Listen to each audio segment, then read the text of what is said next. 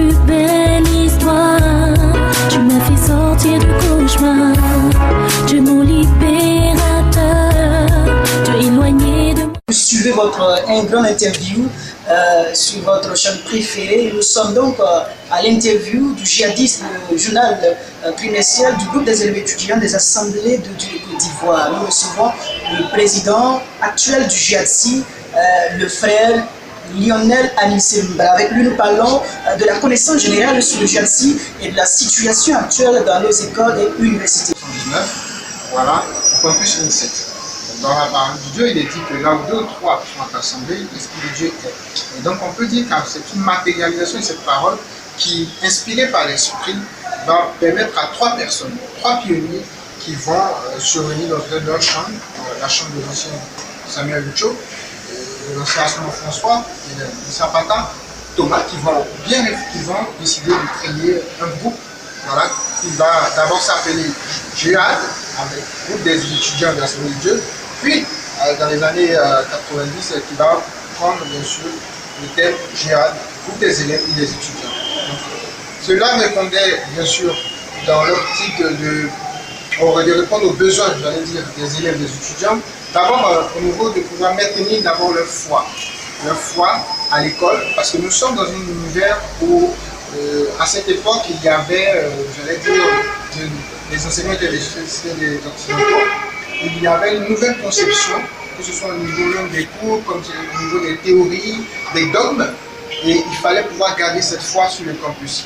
D'autant plus que la Constitution de 1960, qui garantissait la laïcité et qui est reprise par la Constitution de 2000, et même par la Constitution de 2016, ne permettait pas à une église de pouvoir tenir des activités en bonne et due forme dans les établissements scolaires, mais aussi dans les universités.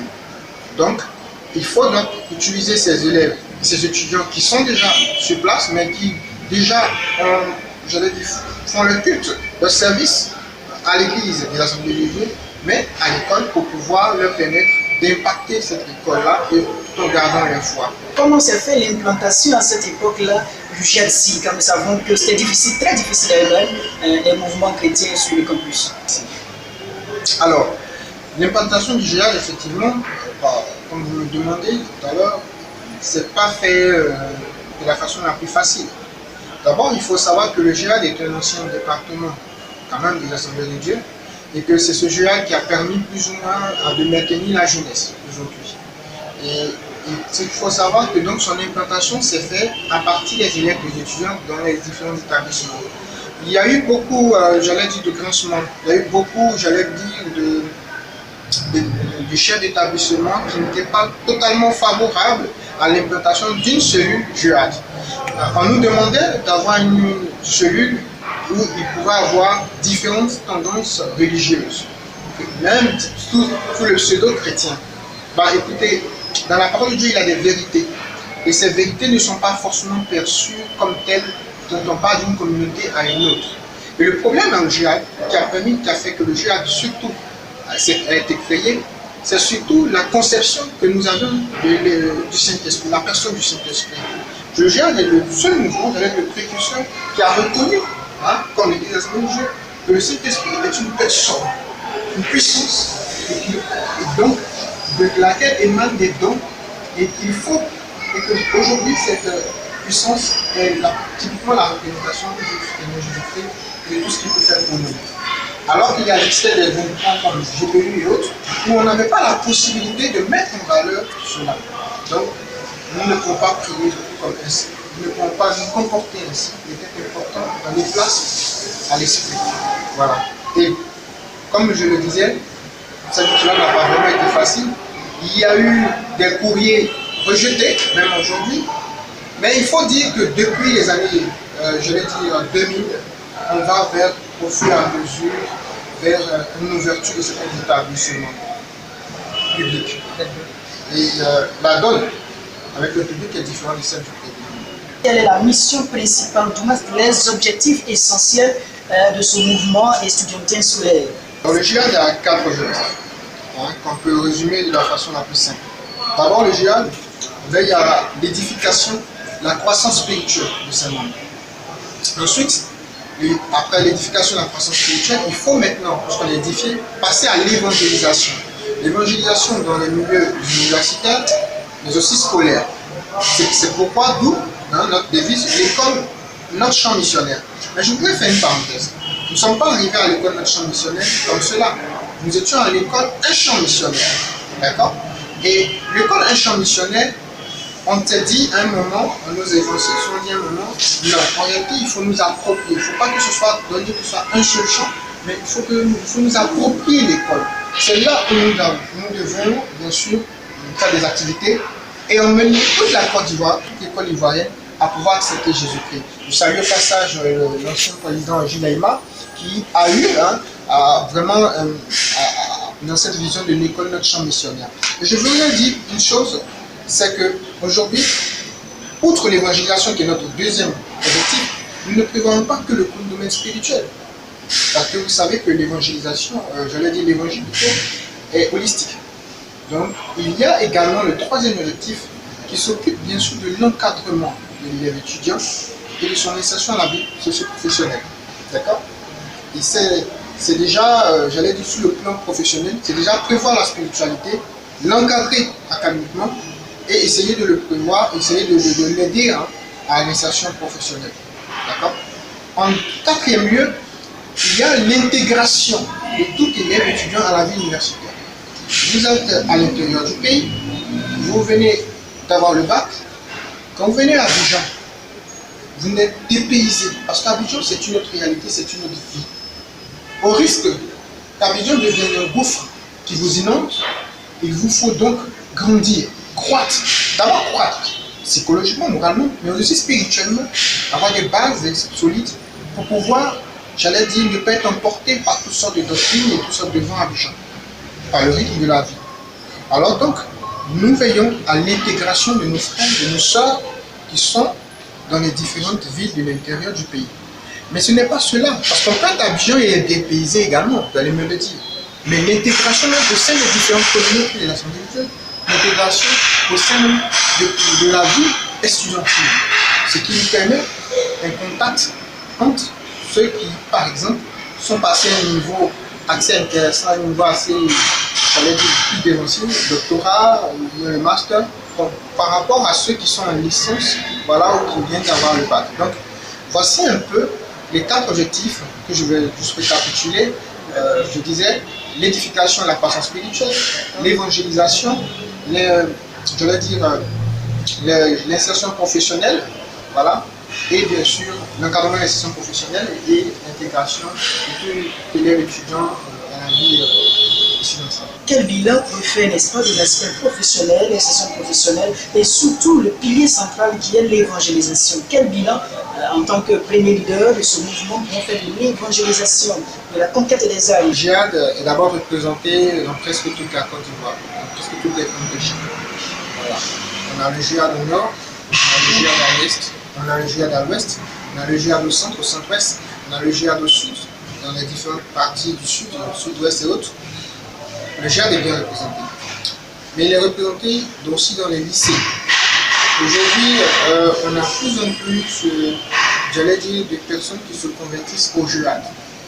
Et je puisse vous dire qu'on a des cadres qui sont sortis, qui ont été des élèves au GIAD, qui se sont convertis, qui ont même, j'allais dire, eu leur emploi grâce par le biais du GIAD, et même encore ont eu par exemple à pouvoir se marier au GIAD. C'est très intéressant.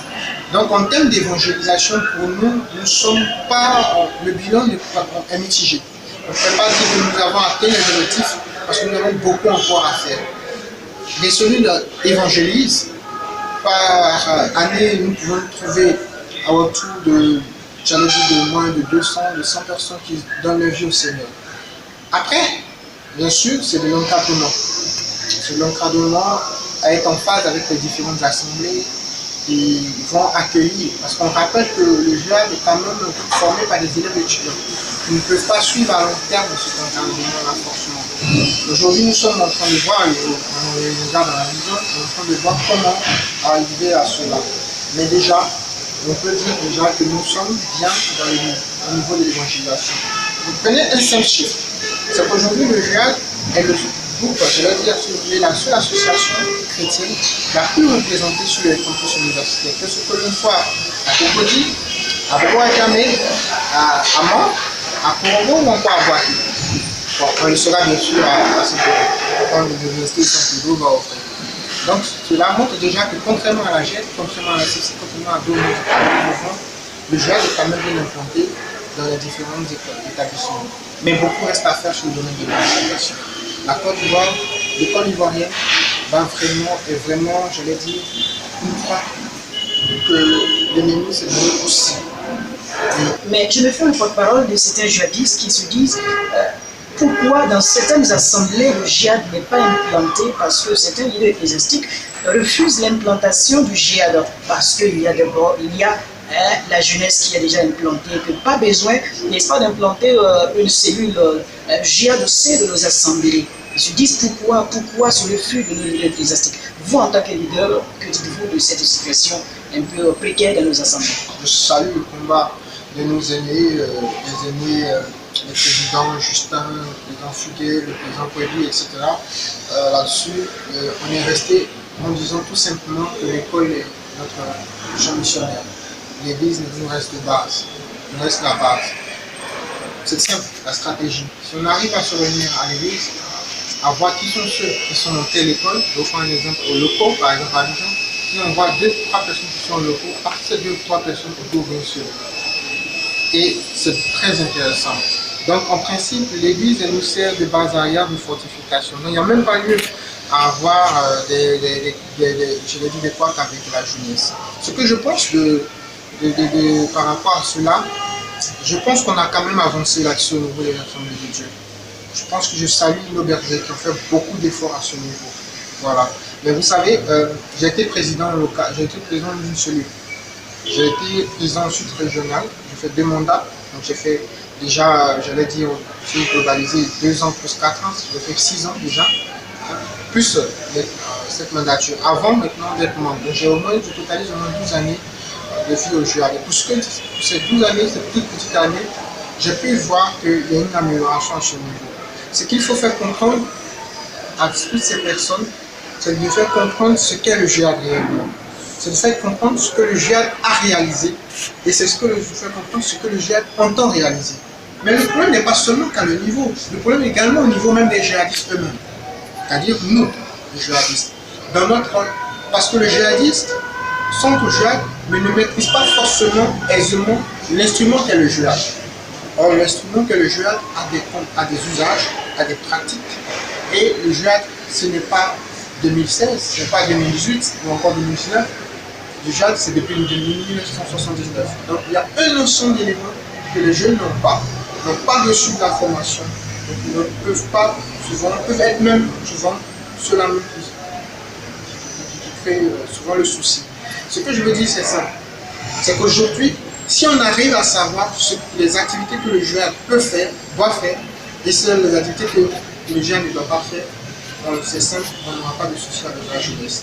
Voilà.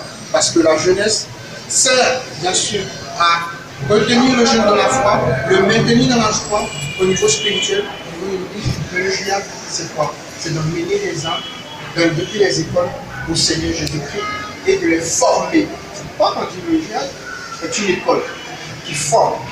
Donc le GIAD forme et transmet le reste à la jeunesse. Et la jeunesse prend même le relais parce que la jeunesse c'est toute une vie. Or le GIAD c'est pour un temps.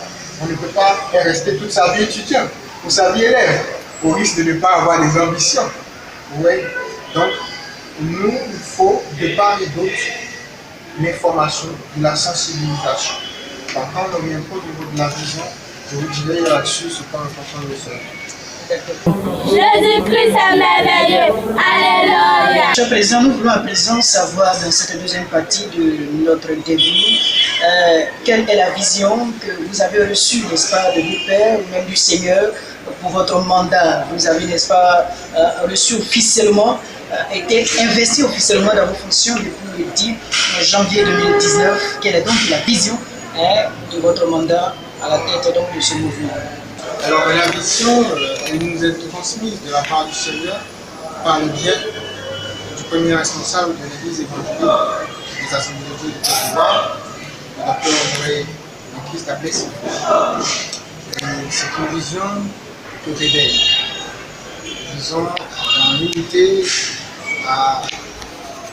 vers une église forte, voilà, pour annoncer ce réveil-là. Et notamment en 2019, le thème qui a été donné, c'est d'être, je dois dire, pour paraphraser, pour expliquer, c'est d'être une offrande. Hein, que chaque chrétien soit une offrande à l'Éternel, agréable à l'Éternel. Ce qui signifie de pouvoir vivre la parole de Dieu de façon intégrale, de façon authentique. À partir de cela, nous, au niveau du bureau électif national du GIA, saisissant cette vision et cette orientation, nous avons pu dire qu'effectivement, nous devons vivre le réveil. Nous devons vivre ce réveil-là durant les 3 années à venir de notre mandature, 2018 et 2021. Et durant la première année, pour vivre ce réveil, nous entendons faire du GIA le référentiel. Pas une simple référence, le référentiel. Si nous parlons de réveil, il va sans dire que le réveil doit provenir de quelque part. Mais d'où? D'un référentiel. Et ce référentiel, c'est qui? C'est le GIA de Côte d'Ivoire. Donc le GIA doit être, j'allais dire, ce levier, ce référentiel à partir duquel tous les mouvements de réveil puissent partir. Nous voulons le faire à la fois pour l'Église et pour la nation. C'est pourquoi nous disons que par le Saint-Esprit et au moyen de la prière, bâtissons un GIA de Côte d'Ivoire, le référentiel pour l'Église et bien sûr pour la nation. Donc, bien sûr, il y a un test de base, Matthieu 18-19, voilà. Et nous pensons que nous pourrons le faire, bien sûr, en posant des actes très forts. Des actes forts, des actions qui ont été déjà, j'allais dire, qui ont débuté depuis l'ère de mes prédécesseurs, les présidents Mani Kwasi, le président Hénon Jean-Paul, qui, sous le mandat passé, ont cherché à ouvrir la région. Nous, aujourd'hui, puisque nous avons ouvert des régions, nous, aujourd'hui, il faut que nous capitalisons dans le nombre de cellules, car les cellules sont la base. Regardez, imaginez le corps. Les cellules sont le pied, les régions, les bras, de la nationale, la bouche. Si ces cellules ne vont pas sur le terrain, ne marchent pas, pour converger vers, pour prendre la nourriture qu'elles peuvent, les mains ne vont pas pouvoir prendre la nourriture et la bouche ne pourra pas être alimentée. Et c'est tout le corps qui mourra. Voici comment nous voyons le GIA dans toute sa structure. Donc il nous faut ouvrir des cellules. Et nous sommes donnés pour objectif d'ouvrir 1000 cellules. Il faut encore ouvrir 1000 cellules nouvelles, voilà, pour annoncer le règne de Jésus-Christ. Ces cellules, c'est des cellules de peut-être 10 personnes, c'est des cellules. 15 personnes, c'est des cellules. Avec des missions bien précises.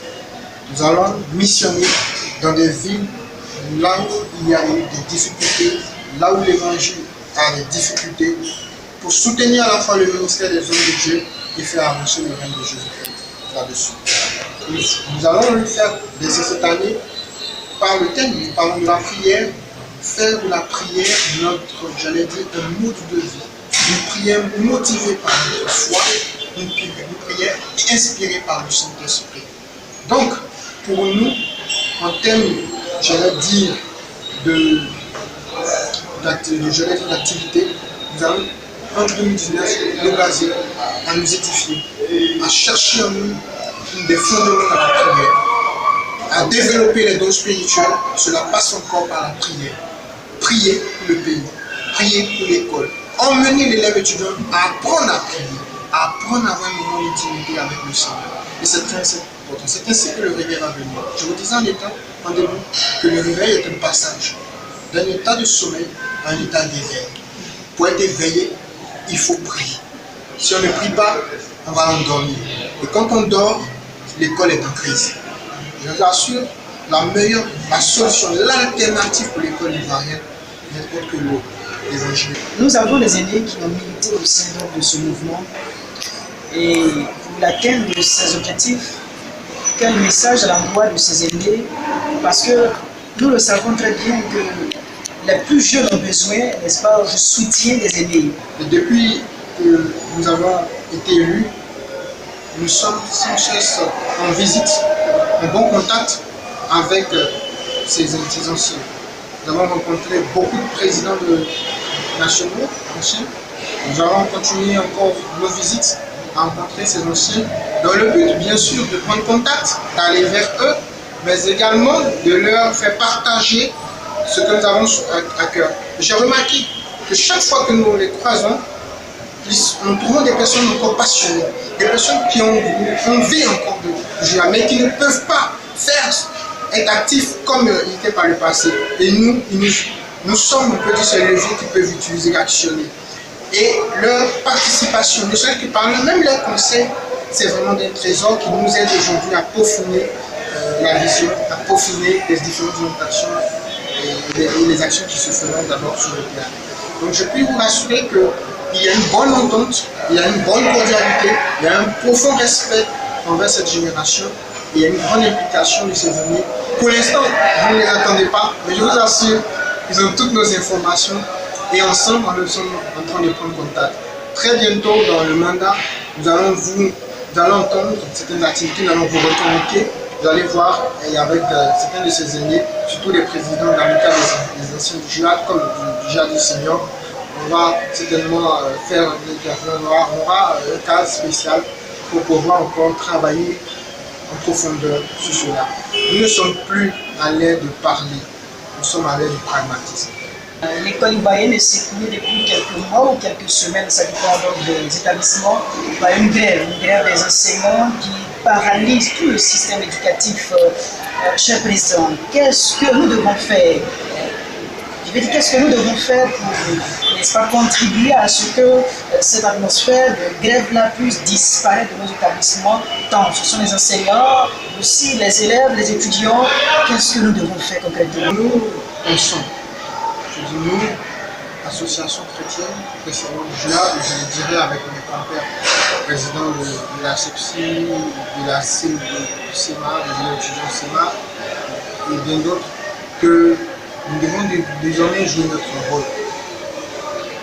Il ne s'agira pas pour nous de rester dans notre confin et de prier, de dire prière, simplement. Il faut joindre à cette prière de l'adoration forte. Nous avons le Christ, nous sommes les meilleurs interlocuteurs, nous avons la meilleure solution pour l'école ivoirienne. Le salut de l'école ivoirienne passe nécessairement par la protection des âmes. C'est d'abord cela. Mais comment parvenir à cela? C'est en faisant comprendre à l'ensemble des acteurs, surtout aux élèves étudiants, à développer des comportements, des attitudes de qualité. Ces attitudes de qualité, nous les trouvons à travers la parole du Seigneur. Si nous nous prenons la peine, ne serait-ce que de pouvoir les appliquer à 15%, l'école ivoirienne ira encore mieux. Nous voulons donc appeler l'ensemble des acteurs à beaucoup de responsabilités, à un apaisement, parce que nous souffrons, nous élèves, nous étudiants, nous souffrons, c'est de notre avenir qu'il s'agit. Oui, c'est de notre avenir qu'il s'agit. Plusieurs pays sont en avance. Mais qui doit développer son pays si ce n'est pas ses élèves étudiants? La jeunesse dans une nation, c'est la colonne vertébrale. La jeunesse, c'est ce dont je parle. En tant que président du JIAD Côte d'Ivoire, faisons attention à nos mots, à notre attitude, à nos comportements. Allons à l'apaisement. Recherchons par la voie de la communication et du dialogue cette paix pour l'école. Et demain, il fera boucher le communication. Vous avez dit le JIAD-SI est né dans un campus, dans une cité universitaire. Cher Président, dans ces cités universitaires vivent des djihadistes et très souvent dans des conditions un peu précaires, difficiles.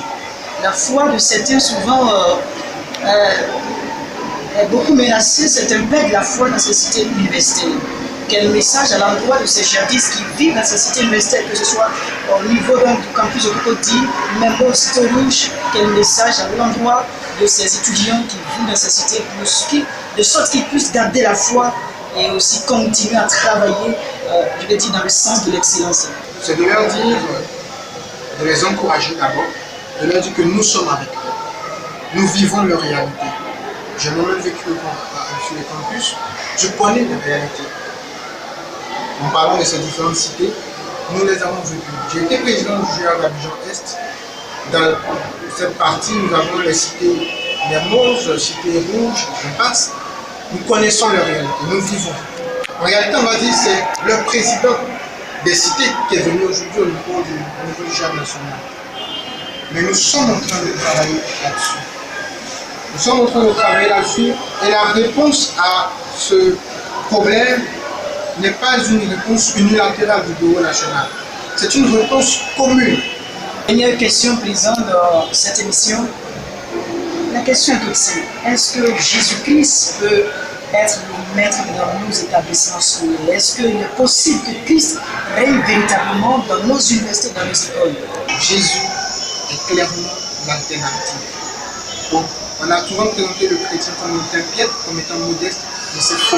Le GIA, à sa base, nos pionniers, ils étaient majeurs de la promotion. Les amis qui l'ont pris sont également, nous avons des docteurs, des agrégés, nous avons des érudits, même des pasteurs, des ministres de Dieu. Ce qui signifie que oui, Jésus-Christ, quand il entre dans nos vies, il apprend, il les transforme, il fait nous rendre meilleurs, il nous rend même excellents. Jésus-Christ est la seule option. Il n'y a pas deux écoles en Côte d'Ivoire. Pour que les choses puissent mieux aller. Nous avons essayé tous les remèdes que l'Occident nous a donnés, que la science nous a donnés, que la pédagogie nous a donnés. Pourquoi on n'essayait pas Jésus-Christ? Nous recevions dans ce premier numéro de votre interview du journal trimestriel Le Djihadiste, le président national actuel du groupe des élèves étudiants des assemblées de Côte d'Ivoire, le frère Lionel Anisembra. Avec lui, nous parlons de la connaissance générale sur le GECSI et de la situation actuelle dans nos écoles et universités. Nous retenons ceci, une phrase que le président n'est pas prononcée: le salut de l'école ivoirienne passe nécessairement par la conversion des élèves. C'est sur ces mots que nous terminons donc cette interview. Nous vous disons à la fois prochaine pour un autre numéro avec un autre leader au sein de notre mouvement. Que le Seigneur Jésus-Christ vous bénisse. Shalom. Je cherchais l'amour que l'homme ne pouvait donner, mais en toi Jésus je l'ai trouvé. Tu m'as plus belle.